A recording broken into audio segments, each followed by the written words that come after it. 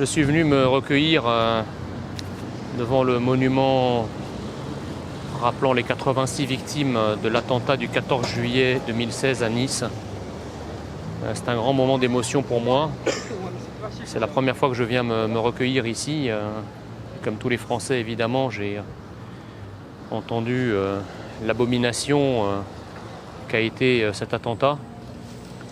J'ai lu avec beaucoup d'émotion les noms des 86 victimes de cet attentat. Il faut aussi penser aux 458 blessés qui sont marqués à vie dans leur chair par cet attentat. Cet attentat a eu lieu ici le 14 juillet, à l'occasion de la fête nationale française.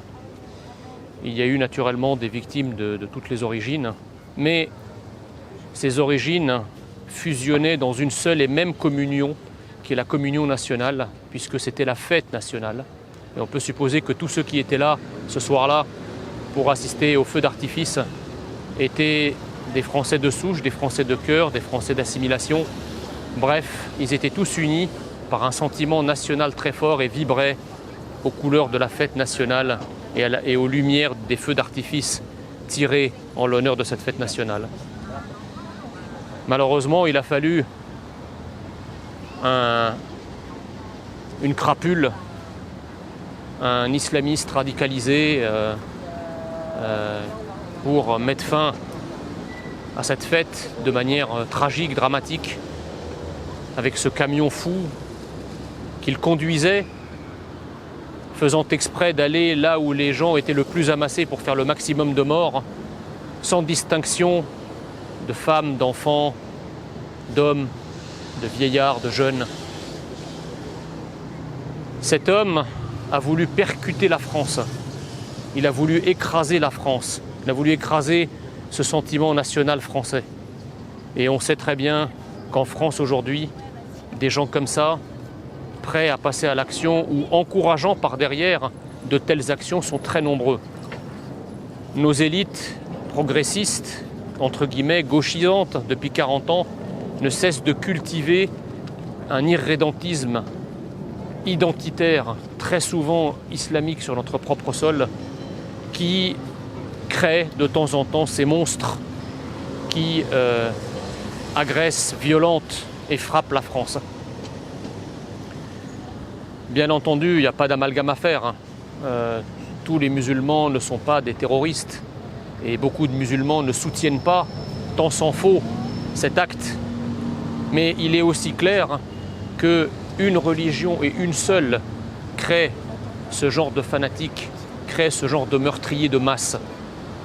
Et donc, il faut combattre avec la plus grande fermeté le fanatisme, l'islam intégral qui a tendance à pousser ses pions en France et qui menace notre cohésion et notre identité nationale. Le combat que je mène depuis des années avec d'autres est précisément ce combat-là. Un combat pour que la France reste la France. La France n'est pas, n'a jamais été et ne sera jamais un pays musulman.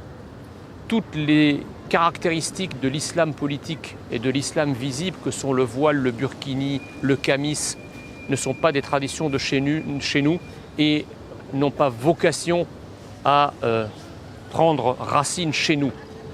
J'invite simplement tous ceux qui veulent vivre cette autre identité ailleurs, plutôt que de rester en France et de se fanatiser sans cesse parce que l'islamisation de la France ne va pas assez vite à leur goût.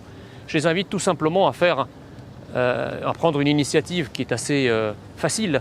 C'est juste d'aller vivre ailleurs leur religion telle qu'ils l'entendent et telle qu'ils veulent la vivre. Les pays où cette religion est pratiquée comme ils le souhaitent sont nombreux et sont prêts à les accueillir à bras ouverts. Chez nous, on est français ou bien on s'en va. Quand on est français, on aime la France. Si on ne veut pas rester en France et aimer la France, eh bien les frontières sont ouvertes dans les deux sens. Ces gens-là peuvent partir de chez nous, grand bien leur face et grand bien nous face à nous. Voilà. Ne désespérez jamais, soyez français jusqu'au bout des ongles parce qu'on ne combat pas une identité alternative, une identité irrédente qui pousse sur notre sol avec le droit ou avec de je ne sais quelle valeur. On combat une identité par une autre. c'est en restant français jusqu'au bout des ongles, en restant français jusqu'au bout de votre culture, en étant fier de ce que vous êtes, que vous allez repousser les agressions identitaires permanentes que subit notre pays. Vive le peuple français, vive la France, et encore une fois, un grand hommage aux victimes de cette guerre qui nous est menée, en espérant que ça soit l'un des derniers drames que la France connaîtra. Merci.